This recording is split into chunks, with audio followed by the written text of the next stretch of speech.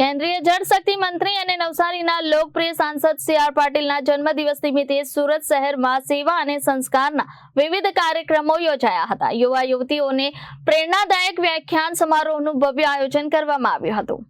સુરત શહેરના કેન્દ્રીય જળશક્તિ મંત્રી અને નવસારીના લોકપ્રિય સાંસદ સી.આર. પાટીલના જન્મદિવસને સેવા કાર્યોથી ઉજવવામાં આવ્યો હતો.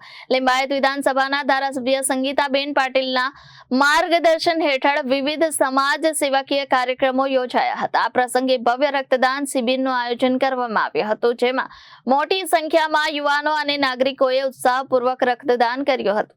સાથે સાથે વિધવા બહેનોને અનાજની કીટનું વિતરણ કરવામાં આવ્યું હતું. આ કાર્યક્રમનું મુખ્ય આકર્ષણ યુવાનો માટે યોજાયેલ પ્રેરણાદાયક વ્યાખ્યાન સમારોહ હતો.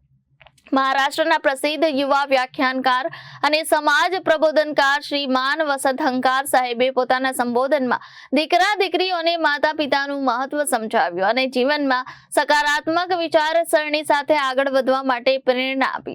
તેમણે યુવા પેઢીને જીવનમાંથી ભટકવાથી દૂર રહી પરિવાર અને સમાજ માટે ગૌરવપૂર્ણ કાર્ય કરવાની અપીલ પણ કરી હતી. આ પ્રસંગે કેન્દ્રીય જળશક્તિ મંત્રી અને નવસારીના લોકપ્રિય સાંસદ સી.આર. પાટીલ, લિંબાયત વિધાનસભાના ધારાસભ્ય સંગીતાબેન પાટીલ, આ કાર્યક્રમમાં અંદાજે 6 થી 7 હજાર જેટલા યુવાનો, માતા પિતા અને નાગરિકોએ મોટી સંખ્યામાં ભાગ લીધો હતો. આ કાર્યક્રમ દરમિયાન સમાજના આગેવાન સ્વ વિક્રમસિંહજી શેખાવતના અચાનક નિધન પર તેમને ભાવભીની શ્રદ્ધાંજલિ અર્પણ કરવામાં આવી હતી અને તેમના સમાજ સેવાના કાર્યોને યાદ કરવામાં આવ્યા હતા. આ સમગ્ર કાર્યક્રમ દ્વારા સેવા, સંસ્કાર અને સમાજ જાગૃતિનો સકારાત્મક સંદેશ આપવાનો પ્રયાસ કરવામાં આવ્યો હતો. જી, મારું નામ પરમેશ્વરભાઈ રાજપૂત, હું એક સામાજિક અગ્રણી છું. આજે અમારા લોકલાડીલા આદરણીય લોકપ્રિય જલશક્તિ મંત્રી શ્રીમાન પાટીલ સાહેબ એમના જન્મદિવસના ઉપલક્ષ પર આજે અમે અહીંયા ભવ્ય દિવ્ય કાર્યક્રમ કરવા જઈ રહ્યા છે, જે આજે અહીંયા થઈ રહ્યું છે. જે આપ જોઈ શકો છો, આજે Madhuram circle Radhakrishna party plot Agrawal સ્કૂલની સામે જોઈ શકો છો આપ 7 થી 8 હજાર લોકો અહીંયા ભેગા થયા છે. જેમાં આજે મહારાષ્ટ્રના બહુ સ્પષ્ટ વક્તા પ્રેરણાદાયી સંભાષણ લઈને આવ્યા છે, જે સમાજને પ્રબોધનકાર છે, સમાજને બહુ પ્રેરણાવાળું સંબોધ આપે છે. જે મનોજ વસંત અંકારે સર છે, જે અહીંયા પધારી ચૂક્યા છે, અને એ સમાજને એક બહુ પ્રેરણાવાળું સંભાષણ કરવાના છે અને પ્રેરણાવાળું માર્ગદર્શન આપવાના છે. તો જે દીકરા દીકરીઓને માતા પિતાને મહત્વ શું હોય છે, માતા પિતાનું મહત્વ સમજાવતું આ એક પ્રોગ્રામ છે, જેમાં વસંત અંકારે સર દરેકને પ્રેરણાથી દીકરા દીકરીઓને બહુ સારી રીતે સમજાવશે અને મમ્મી પપ્પાનું મહત્વ શું હોય છે એ સમજાવશે.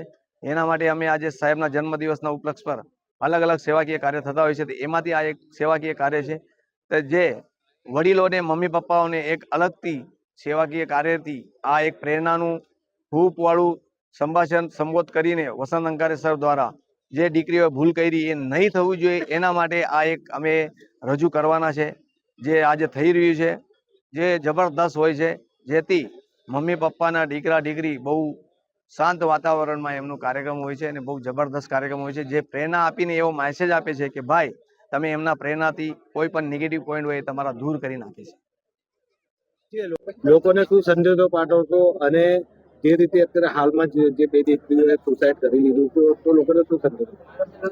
જે રીતે આ ડિંડોલીની મેટરથી બે દીકરીઓની સોશિયલ મીડિયાના માધ્યમથી, તો અત્યારે જે આગળ છે, તો આ જે છે કે આ બહુ વધતું જતું છે. તો એના માટે આપણે સમાજ માટે પ્રેરણાવાળું એવું કાર્ય કરવું જોઈએ, જેનાથી સમાજને, સોસાયટીને, કોલેજમાં, સ્કૂલમાં આવા કાર્યક્રમ થવા જોઈએ. દરેકે આવા કાર્યક્રમ કરવા જોઈએ. વસંત અંકારે સર બહુ સ્પષ્ટ વક્તા છે. અત્યાર સુધી એમને ઘણા બધા કાર્યક્રમો મહારાષ્ટ્રમાં કર્યા છે. આ ગુજરાતમાં આવ્યા છે, તો ગુજરાતમાં બી બહુ સારી રીતે આ પ્રેરણાવાળું વક્તવ્ય આપવાના છે. અને જોઈ શકો છો કે બહુ ભવ્ય દિવ્ય કાર્યક્રમ થવા જોઈએ. 7 થી 8 હજાર લોકો અહીંયા ભેગા થયા છે. એમને આ પ્રેરણાવાળું વક્તવ્ય આપીને એમાંથી હું તો એમ કહીશ કે 2-4 છોકરીઓ બી જો આપણને ખબર નહીં પડશે પણ એ સુધરી જશે 100%, એની હું ગેરંટી આપું છું. કેમ કે જે 2 દીકરીઓ કરી એમના માર્ગદર્શનથી 100%, 2 થી 4 નહીં પણ હું તો એમ કહીશ 50 થી 100 દીકરીઓ સુધરી જશે. અને દર વર્ષે આવા કાર્યક્રમ થવા જોઈએ. સોસાયટી, સમાજ બધાએ આવા કાર્યક્રમ રાખવા જોઈએ. દરેક સ્કૂલને પણ વિનંતી કરું છું કે આવા કાર્યક્રમ કરવા જોઈએ. Bureau report, Janadesh news, Surat.